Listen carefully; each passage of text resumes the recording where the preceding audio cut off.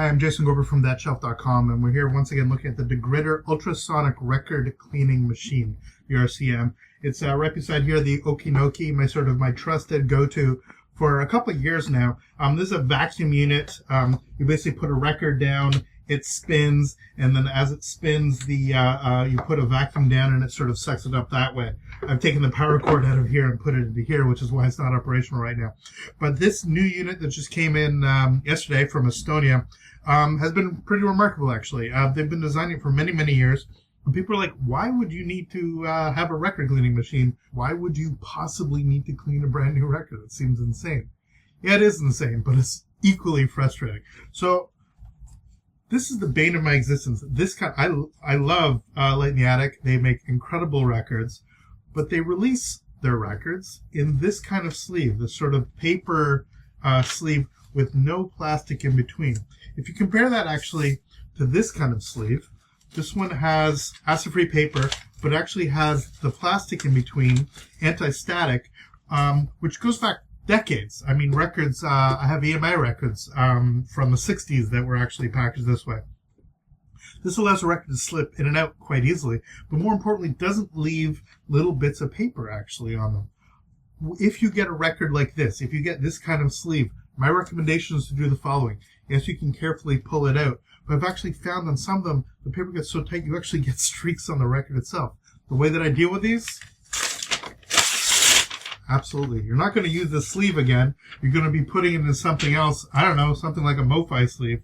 But this is it. And even on this brand new record that just came out of the package, there's all kinds of, there's no way you're going to see it on the video, but there's all kinds of markings from not only when it actually came out of the pressing, but again, it got handled. I don't know if the person was necessarily wearing gloves on it, but this brand new record has a bit of material actually still on it, including, I can see tiny little bits of paper. Now again, if you're playing this on a, let's be honest here, an inexpensive record player, you're not going to know the difference. Most people, I would even say the majority of people today are buying records because they just love the feel and the tactile nature and putting it on. And conditions about what actually sounds like are secondary. Clearly, we can get away with dealing with digital stuff, and it's just much easier and much better sound on a more consistent basis.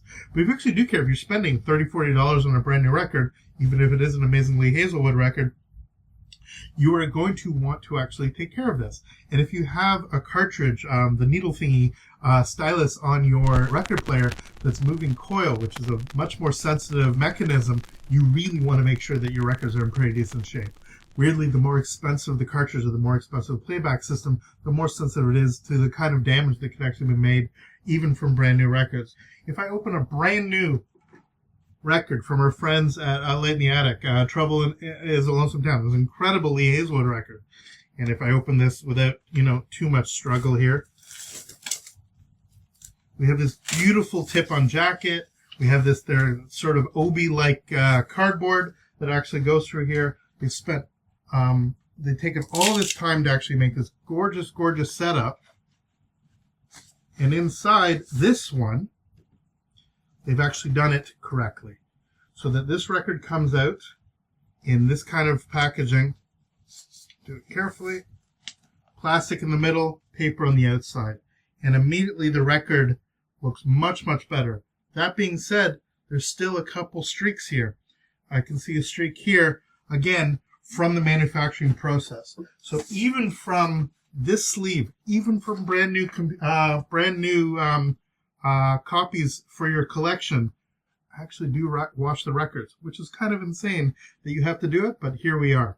So what do? Well, I'll just put this one here. We know we'll go for the sort of main one that we knew we had some issues with, Lee Hazelwood's 13.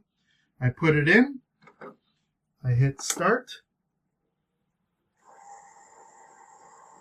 And that's it. So what it's doing here with the mechanism is that there's a water container behind the record, I could have shown you that before, that you sort of fill between a minute and max with distilled water.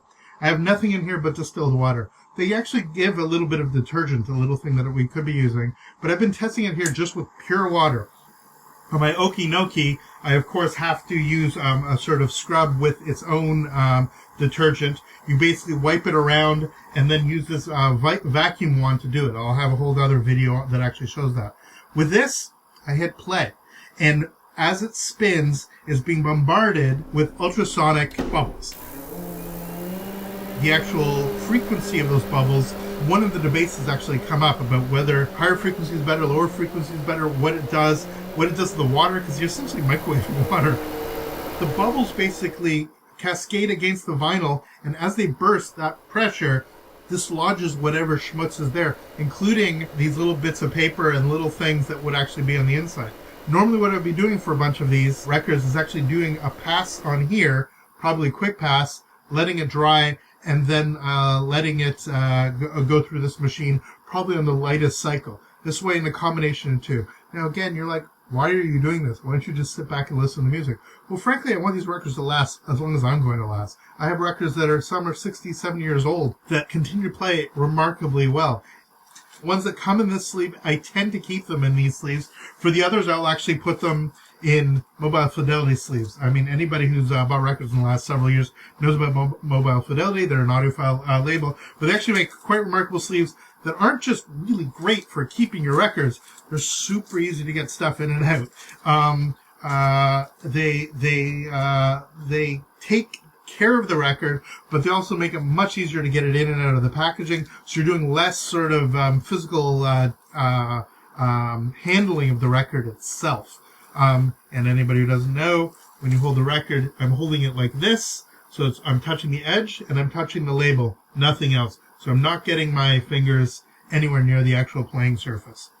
There's a ritual to records. It's as simple as that. Vinyl records, part of the sort of aesthetic pleasure is to actually have this thing that you can physically hold in a way that you can't with streaming media, for example. I have lots of digital media, but it does this thing.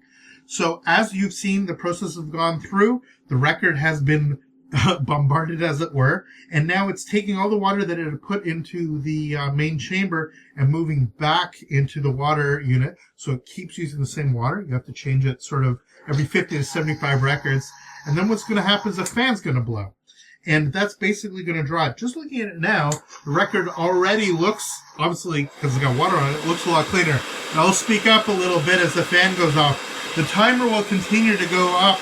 And as it spins, it's basically doing just a gentle drying of the record. And so by hitting the button once, I don't have to have the headache. It's such a headache, but I don't have to have these sort of additional manual elements that I have with this kind of a record cleaner. When I didn't have a spin clean, which was my first record, I sat for like a month and a half and went through all of my records, manually going through. It was a great way of getting lots of years of built-on grime. Since then, I upgraded to this, and now we're looking at investigating about whether this is the ultimate upgrade. I'm still on the fence about whether or not this does a fantastically better job than this. I mean, for God's sakes, this is still $3,000 US. And whether or not that's as much of an upgrade for something like this that runs about $600 or $700. But the fact of the matter is that I can sort of put in a record, hit play, walk away, and have it do its thing is, I gotta say, quite enjoyable thought. The fact of the matter is that it won't do records quite as quickly as this, but it will certainly do it with a lot less of my sort of hands-on nature. I can just simply let this do this, and I know I can take this right from this process with the drawing and immediately put it on my turntable and know that it will be absolutely good to go. There's some records that I'm a little bit uncomfortable simply putting it in the ultrasonic bath right away. Just because the water's going back and forth, because even though it's going through filtration, I think for big, heavy, for lack of a better word, chunks on a record, as you sometimes get, you get this beautiful record that basically has been treated badly, but underneath all the grime is actually pretty good impression of the record. The record's in pretty good shape. It's just coated by a lot of misuse, cat hair, that sort of stuff. That's one reason I'm probably keeping this one. Because, yes, this is a much more physical machine. The way it'll work, that it'll actually physically allow me to take my my brush, move it around, get the actual sort of hard-on grease and any dirt on it, vacuuming that away, and then take it in here. After a few minutes of it spinning as quietly and carefully as this, then my record will be good to go. So this is the Degritter Record Cleaning machine. We're still testing it out. I've recorded a couple audio tracks to see sort of the before and after about how these mechanisms work. And I gotta say, I am hearing a difference on the audio files. You can actually see the audio difference going from here to here. You're still getting rid of a little of the surface noise. But I hesitate to say that it's a miracle worker. None of these machines are particularly miracle workers. If there's something built into the record, it's going to have that issue, either a pressing error, some sort of scratch, or some sort of element, or obviously something that's been vintage and hasn't necessarily been treated as well as you would have hoped that it's been treated. So here we are. The mechanism is actually finally done. It beeps. And now I have a record that just on first look, I still have a little bit of that marking that I've seen before, but I'm seeing none of that paper schmutz and none of those elements. As I said, I might actually put it through the Okinoki and sort of see whether or not that does the trick. But what I have here is, for now, a perfectly clean record. This is the Degritter Record Cleaning Machine. I'm Jason Gordon for ThatShelf.com. Please subscribe. This is a new thing for us, trying out these sort of equipment overviews. This is such a niche product, but I know when I was looking for information about this, just wanted more information about how this thing actually worked, and to get beyond the hype of this stuff. It's so easy in this collectible environment for people to throw in for things that are magical, wood blocks that are holding up your speaker wires or magnets or whatever kind of nonsense that people actually do in this hobby. To have something that legitimately is worth an investment when you have thousands of records and something that will actually make it so that they play better, that they last better, and that they store better, I think is something well worth considering. So we'll have plenty more to say about the Degritter. Please subscribe to our channel. Please follow us on social media. And until next time, thanks so much.